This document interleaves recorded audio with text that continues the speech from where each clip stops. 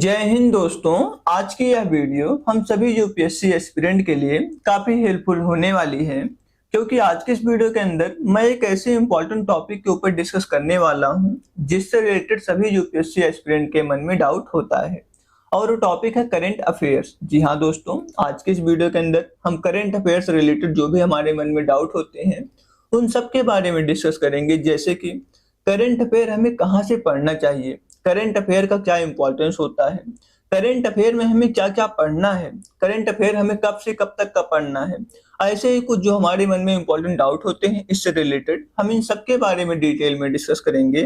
तो अगर आपके मन में भी करंट अफेयर को लेके कुछ डाउट है तो आप भी इस वीडियो को लास्ट तक देखें ताकि आपका वो डाउट दूर हो पाए। तो चलिए दोस्तों, वीडियो को बहुत लंबा नहीं करते हैं और इसके बारे में डिटेल में डिस्कस करते हैं। तो दोस्तों, सबसे पहले तो हम ये समझते हैं कि करंट अफेयर का आखिर क्या इंपॉर्टेंस होता है, मतलब कि करंट अफेयर हमारे एग्जाम में किस जगह पे काम आता है। तो दोस्तों, अगर हम एग्जाम की बात करें तो करंट अफेयर प्रीलिम्स में भी हेल्पफुल होता है, मेंस में भी हेल्पफुल होता है, साथ साथ इंटरव्यू में भी हेल्पफुल होता है। प्रीलिम्स में आपका जीएस पेपर 1 में ये हेल्पफुल होगा, मेंस के अंदर आपको जीएस पेपर 1 से लेके 4 तक, साथ साथ इससे के अंदर ये हेल्पफुल होता है, और इंटरव्यू में भी तो ये हेल्पफुल होता ही है, क्योंकि इंटरव्यू में इससे काफी ज्यादा क्वेश्चन पूछ लिए जाते हैं। तो ये तो बात हो गई इसके इंपॉर्टेंस की कि एग्जाम पॉइंट ऑफ व्यू से कितना इंपॉर्टेंट है, कहाँ कहाँ पे इससे क्वेश्चन पूछे जाते हैं। करंट अफेयर का रोल मात्र यहीं पे खत्म नहीं होता है, बल्कि अगर आपको करंट अफेयर के बारे में अच्छी तरीके से जानकारी होगी तो ये आपकी डेली लाइफ में भी काफी ज्यादा हेल्पफुल होते हैं, क्योंकि आपको लगभग लगभग सभी एस्पेक्ट के बारे में पता होगा कि सोसाइटी में क्या चल रहा है। आपको किसी से बात करने में हिचक नहीं होगी, आप किसी भी टॉपिक पे खुल के बात कर पाएंगे। तो दोस्तों, ये तो बात हुई कि करंट अफेयर का इंपॉर्टेंस क्या होता है। तो दोस्तों, ये तो एक पॉइंट हो गया। अब हम दूसरे पॉइंट के ऊपर बात करते हैं कि हमें करंट अफेयर कहाँ से पढ़ना है। तो दोस्तों, करंट अफेयर पढ़ने के लिए हमारे पास काफी ज्यादा सोर्सेज हैं, जैसे कि आप इसको न्यूज़पेपर के थ्रू फॉलो कर सकते हैं, आप इसको मंथली मैगजीन के थ्रू फॉलो कर सकते हैं, काफी ज्यादा ऑनलाइन सोर्सेज हैं, आप इसको वहां से कवर कर सकते हैं। साथ साथ आप कंपाइलेशन भी देख सकते हैं, जैसे कि पीटी 365, आप इन सोर्सेज से इसको कवर कर सकते हैं। बट अगर मैं बेस्ट सोर्स की बात करूं तो बेस्ट सोर्स है न्यूज़पेपर। अगर आप बिगनर हैं, अभी आप करंट अफेयर पढ़ना स्टार्ट कर रहे हैं, तो मैं तो आपको रिकमेंड करूंगा कि आप जो है न्यूज़पेपर फॉलो कीजिए, क्योंकि न्यूज़पेपर फॉलो करने के काफी ज्यादा फायदे होते हैं, जैसे कि आपकी वोकैब अच्छी हो जाएगी, आपका लैंग्वेज अच्छा हो जाएगा। तो इस तरीके से काफी फायदे होते हैं अगर आप न्यूज़पेपर पढ़ते हैं तो।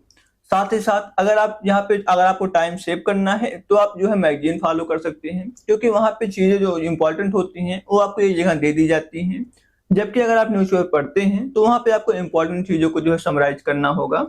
तो ये यहाँ पे आपको दोनों एस्पेक्ट हैं। अगर आपको खुद से करना है तो आप न्यूज़पेपर फॉलो कीजिए, अगर आपको चीजें बनी बनाई चाहिए तो आप किसी भी जो है कोचिंग का मैगजीन फॉलो कर सकते हैं। दोस्तों, जैसा कि हम सब जानते हैं कि किसी भी सब्जेक्ट को पढ़ने का बेस्ट तरीका होता है कि आप उससे रिलेटेड जो प्रीवियस ईयर में क्वेश्चन पूछे गए हैं आप उसको साथ साथ सॉल्व करते जाइए। उससे आपको ये पता चलेगा कि आपका वो सब्जेक्ट कितनी अच्छी तरीके से प्रिपेयर हुई है।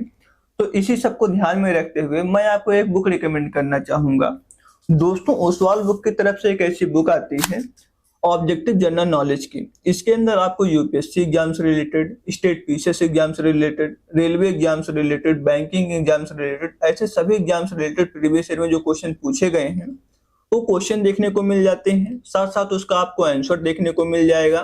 बेस्ट पार्ट ये है कि ये जो 2024-2025 के लिए जो लेटेस्ट वर्जन है वो ये है, मतलब कि जो भी एग्जाम 2024-2025 में आने वाले हैं अभी, उसके लिए काफी ज्यादा इंपॉर्टेंट ये होने वाली है। इसके अंदर मैं आपको कुछ चीजें दिखा देता हूं ताकि आपको इसके बारे में काफी अच्छी तरीके से आइडिया लग जाए। तो दोस्तों, अगर हम इसके अंदर सब्जेक्ट की बात करें तो आपको इसके अंदर हिस्ट्री के क्वेश्चन देखने को मिल जाएंगे, जियोग्राफी के क्वेश्चन देखने को मिल जाएंगे, इंडियन इकोनॉमी के क्वेश्चन देखने को मिल जाएंगे, इंडियन पॉलिटी के क्वेश्चन देखने को मिल जाएंगे, इकोलॉजी एंड एनवायरनमेंट के क्वेश्चन देखने को मिल जाएंगे, साइंस एंड टेक्नोलॉजी के क्वेश्चन देखने को मिल जाएंगे। साथ साथ जो मिसलेनियस टॉपिक्स होते हैं आपको उसके क्वेश्चन देखने को इसके अंदर मिल जाते हैं। अगर नंबर ऑफ क्वेश्चन की बात करें तो हिस्ट्री से आपको 1610 क्वेश्चन देखने को मिलते हैं, जियोग्राफी से 1691 क्वेश्चन देखने को मिलते हैं, पॉलिटी से आपको 848 क्वेश्चन देखने को मिलते हैं। इसी तरीके से सभी सब्जेक्ट का क्वेश्चन आपको यहाँ पे देखने को मिलता है। टोटल नंबर ऑफ क्वेश्चन इसके अंदर जो दिए गए हैं वो है 7965 क्वेश्चन।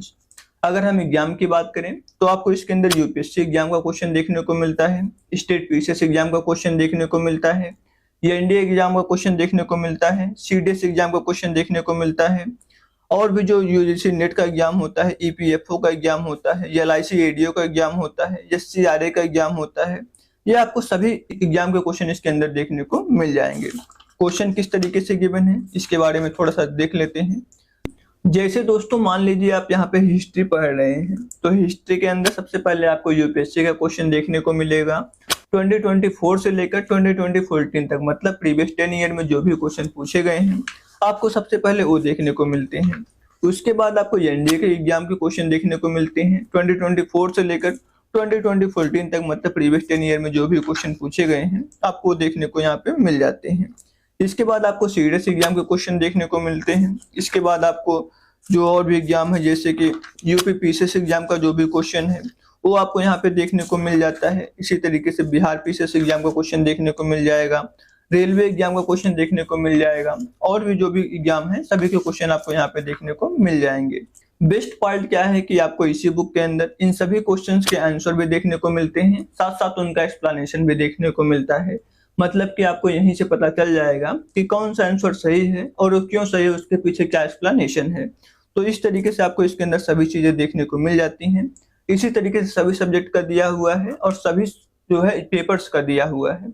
तो दोस्तों अगर आप भी किसी गवर्नमेंट एग्जाम की तैयारी कर रहे हैं तो आप भी इस बुक को फॉलो कर सकते हैं। ये बुक निश्चित तौर पर आपके जो है एग्जाम के लिए काफी हेल्पफुल साबित होगी, क्योंकि इसके अंदर जो क्वेश्चन दिए गए हैं वो प्रीवियस ईयर के क्वेश्चन दिए गए हैं। अच्छी बात क्या है कि सभी एग्जाम के क्वेश्चन दे दिए गए हैं, उसका आंसर एक्सप्लेनेशन भी आपको इसके अंदर देखने को मिल जाता है। तो अगर आपको इस बुक को बाई करना है तो मैं इसका डिस्क्रिप्शन बॉक्स में लिंक प्रोवाइड कर दूंगा, आप वहां से जाके इस बुक को बाई कर सकते हैं। तो दोस्तों अभी हमने 2 पॉइंट देख लिए हैं करंट अफेयर से रिलेटेड। अब हम तीसरे पॉइंट के ऊपर बात करते हैं कि करंट अफेयर हमें कब से कब तक का पढ़ना चाहिए। तो दोस्तों जिस भी ईयर आप यूपीएससी का एग्जाम देने जा रहे हैं उससे 1 साल पहले तक का करंट अफेयर तो पढ़ना आपको मस्ट है, मतलब कि उतना तो पढ़ना ही पढ़ना है। अगर हो सके तो आप 12 महीने से 18 महीने पहले तक का करंट अफेयर कवर कर लें, क्योंकि लगभग वहीं तक का करंट अफेयर पूछा जाता है, उससे पीछे का करंट अफेयर इंपॉर्टेंट नहीं होता है। तो कोशिश क्या करना है कि 1 साल पिछला जो करंट अफेयर है उसको तो कवर कर ही लेना है। तो ये तो बात हो गई कि हमें कहां से कहां तक का करंट अफेयर पढ़ना है।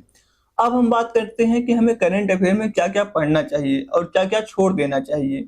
अगर आप करंट अफेयर के लिए किसी न्यूज़पेपर को फॉलो करते हैं तो न्यूज़पेपर के अंदर जो भी आर्टिकल्स गिवन होते हैं आपको उनको पढ़ लेना है, क्योंकि जो भी आर्टिकल दिए गए होते हैं वो काफी इंपॉर्टेंट होते हैं और लगभग एग्जाम में उनसे जो है क्वेश्चन पूछ लिए जाते हैं। तो आर्टिकल को आपको बिल्कुल नहीं छोड़ना है, आर्टिकल को आपको पढ़ लेना है।